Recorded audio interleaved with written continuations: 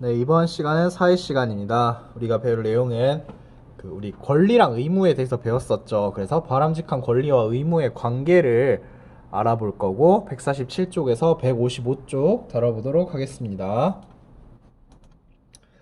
바람직한 권리와 의무의 관계를 알아봅시다.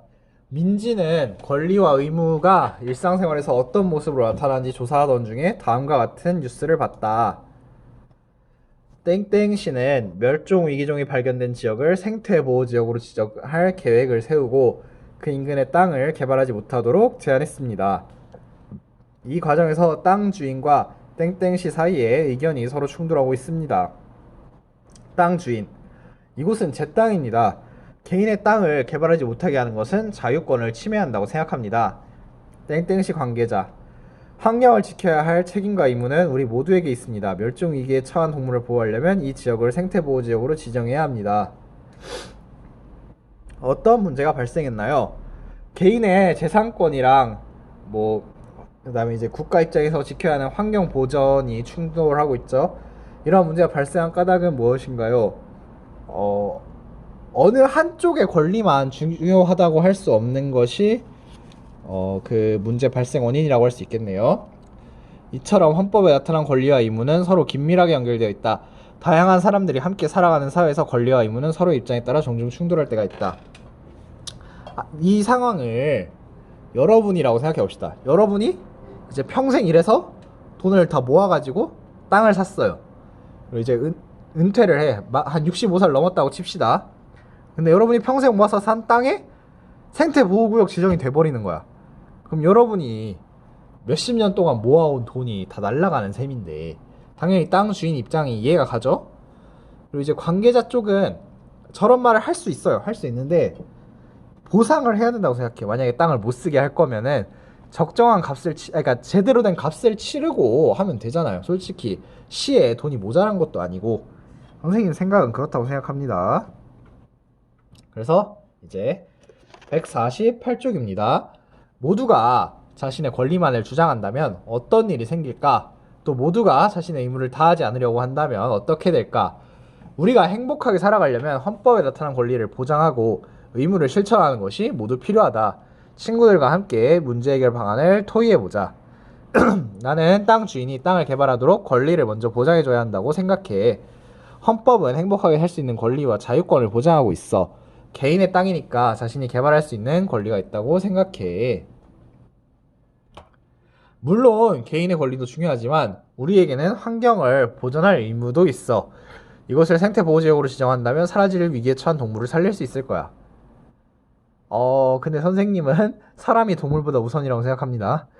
개인의 권리가 중요하다고 해서 자신의 뜻대로 하거나 공공의 이익과 의무가 중요하다고 해서 한 사람에게만 권리를 포기하라고 하는 것이 과연 옳은 일이라고 할 수 있을까? 이 친구가 말 잘했네요. 초록색 친구가. 그래서 이제 여러분의 생각을 적어보세요. 더불어 행복한 사회를 만들기 위해 권리와 의무를 대하는 바람직한 태도는 어떤 것인지 생각해 봅시다. 나 149쪽이에요. 다음 설명에 해당하는 낱말을 글자판에서 가로 세로 대각선으로 연결해 찾아봅시다. 빙고 같은 거죠. 예, 숨은 단어 찾기 가로 세로 대각선 다 된대요. 여러분이 찾아서 보세요. 과제입니다. 인권 존중과 정의로운 사회 단어에서 배운 것을 정리해 봅시다. 우리 이번 단어에서 배운 거 많죠? 첫 번째 그 중단어는 인권을 존중하는 삶이었어요.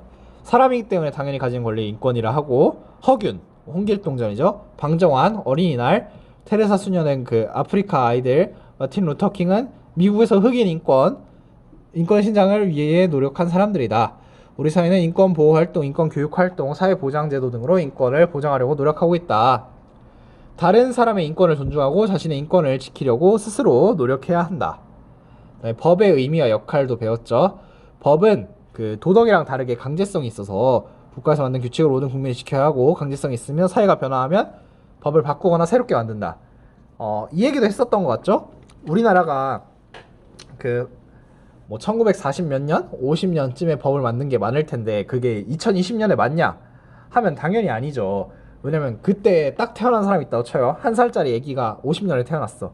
근데 70년 후의 미래를 어떻게 예측할 거냐고요. 아무리 그렇다. 여러분이 지금 2020년이잖아요.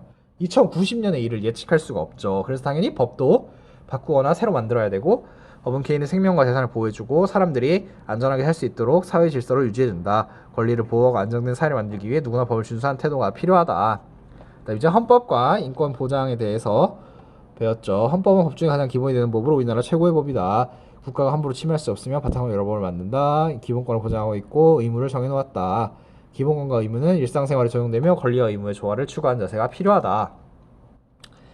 그래서 이제 단원 마무리에서 늘 하던 것들, 인권 존중과 정의로운 사회 단원에서 배운 내용을 알아봅시다. 이거 적어보면 되겠고요. 다음 인권 존중과 정의로운 사회 단원에서 배운 내용을 그림이나 생각근물로 정리해 봅시다. 방금 선생님이랑 다 정리를 했었죠. 그래서 여러분은 그냥 그림만 그려보면 될 것 같아요. 이런 식으로. 다음 배운 내용을 생각하여 단어를 3개 이상 활용해 글을 써봅시다.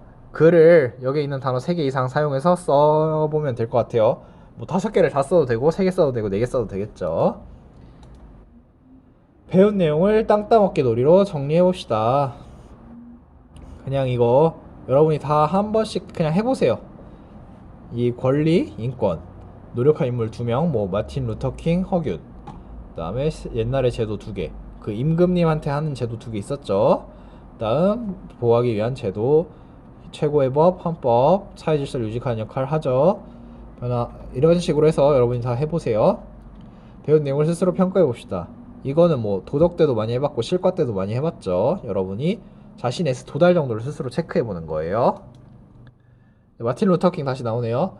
다음 연설문을 읽고 물음에 답해봅시다. 나에게는 꿈이 있습니다. 노예의 후손과 노예 주인의 후손이 형제처럼 식탁에 나란히 함께 앉는 꿈입니다. 나에게는 꿈이 있습니다. 불의와 억압의 열기로 무더운 미시피시주도 자유와 정의의 오아시스로 바뀌는 꿈입니다. 나에게는 꿈이 있습니다. 내 아이들이 피부색이 아니라 인격으로 평가받는 나라에서 사는 꿈입니다. 나에게는 꿈이 있습니다. 그래서 이제 미국은 실제로 인권이 발전을 근데 했다고 봐야 되나? 미국의 흑인 최초 대통령 버락 오바마가 됐었다가 근데 이제 요즘에 다시 또 흑인이 탄압받는다고 뭐 흑인 인권 운동이 일어나고 있어요. 인권 운동가가 되어 연설할 기회가 생긴다면 어떤 주제로 연설하고 싶나요? 여러분이 만약 연설한다면 연설하고 싶은 주제 적어보고 연설문을 써보도록 합니다. 과제. 다음 법과 관련 있는 내용을 찾아봅시다. 그냥 찾아서 동그라미를 치면 될 것 같아요. 다음 이제 정리해봅시다. 인권, 법, 헌법 중에서 하나 단어를 골라서 여러분이 이런 식으로 적어보는 거예요. 법은 산소라고 생각한다. 왜냐면 법은 산소와 같이 우리에게 반드시 필요하지만 소중함을 쉽게 느끼지 못한다는 공통점이 있기 때문이다. 그거 말고도 실제로 눈에 보이진 않죠. 무슨 법 하면서 자기 눈앞에 떠오르는 건 아니잖아요. 그래서 이제 뭐 여러분이 인권이나 법, 헌법을 골라서 이것처럼 문장을 만들어서 정리해 보세요. 배운 내용을 신문이나 홍보자료로 만들어 봅시다. 이거는 굳이 안 해도 됩니다. 그냥 근데 있어서 다뤄보는 거예요.